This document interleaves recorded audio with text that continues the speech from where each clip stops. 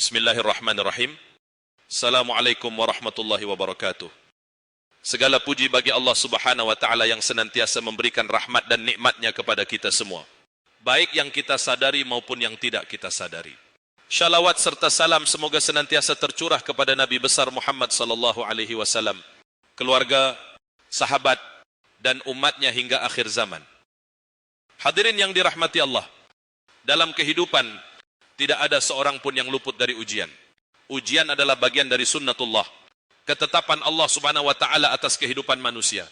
Allah berfirman, dan sungguh kami akan menguji kamu dengan sedikit ketakutan, kelaparan, kekurangan harta, jiwa, dan buah-buahan. Dan sampaikanlah kabar gembira kepada orang-orang yang sabar. Quran Surah Al-Baqarah ayat 155. Ayat ini menegaskan bahwa ujian adalah hal yang pasti kita alami. Namun, tahukah kita bahwa ujian sejatinya bisa menjadi nikmat? Bagaimana caranya?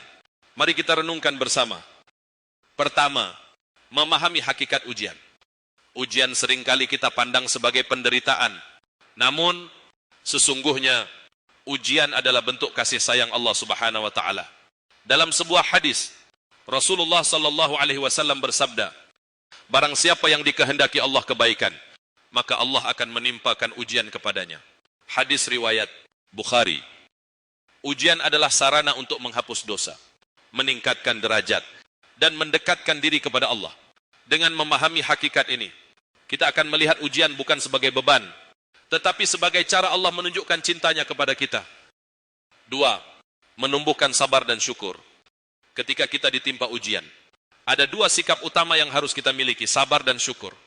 Sabar adalah kunci untuk menghadapi ujian dengan hati yang tenang. Allah berfirman, sesungguhnya Allah bersama orang-orang yang sabar. Quran Surat Al-Baqarah ayat 153. Dengan bersabar, kita akan merasa kuat karena menyadari bahwa Allah selalu bersama kita. Syukur tidak hanya berlaku dalam nikmat, tetapi juga dalam ujian. Bagaimana kita bisa bersyukur dalam ujian? Karena kita yakin ujian itu adalah cara Allah membersihkan dosa kita dan memberikan pahala yang besar. Tiga, melihat ujian sebagai peluang perbaikan diri. Setiap ujian mengandung hikmah. Terkadang Allah menguji kita untuk mengingatkan kesalahan yang pernah kita lakukan.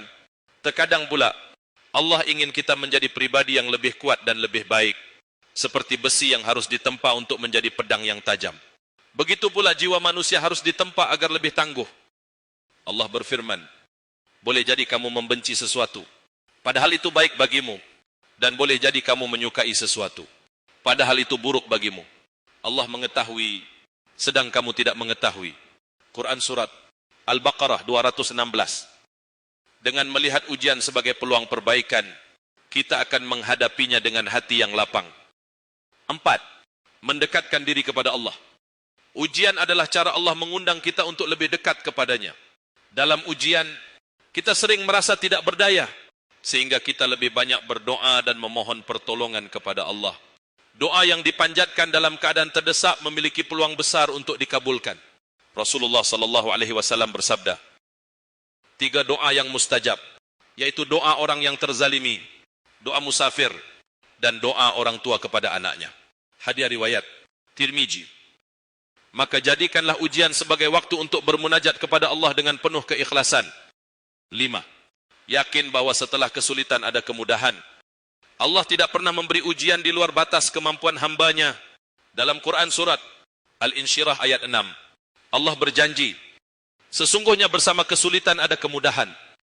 Setiap ujian pasti diikuti dengan kemudahan dan kebahagiaan.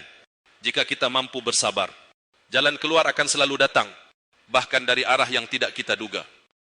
Hadirin yang dirahmati Allah, ujian bukanlah hukuman, melainkan anugerah yang membawa hikmah besar. Dengan bersabar, bersyukur, dan mendekatkan diri kepada Allah, ujian yang berat akan terasa ringan, dan bahkan menjadi nikmat. Semoga kita semua diberikan kekuatan dan ketabahan dalam menghadapi setiap ujian, serta diberikan keberkahan dalam hidup ini. Wassalamualaikum warahmatullahi wabarakatuh.